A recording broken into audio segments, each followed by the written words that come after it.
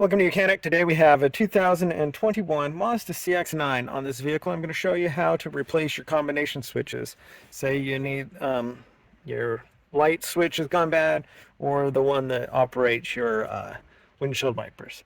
Now the way we gain access to this, we don't need to remove the steering wheel. We just need to be able to open up this clamshell that goes around the steering wheel.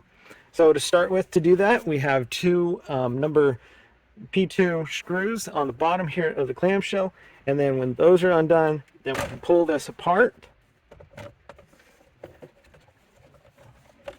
and then just kind of pull it apart and open it up, and then now we'll spin our steering wheel to the right, and then we'll be able to get the one off for the other side, for this side. Now using something to push in the tab here, I'm just going to press it in, and then you're able to pull this out and get a new one and replace it in the reverse order.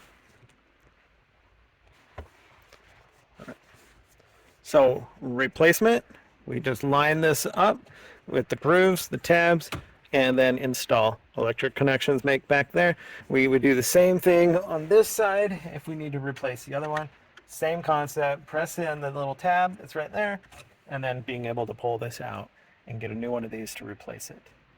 Now, same thing, we're going to line it up in there, press it straight in, locks it into place, and that would be how you'd replace your combination switches on your Mazda CX-9. And make sure you put this clamshell back together, put the two screws back in, and you're good to go. Thanks for watching Mechanic, where you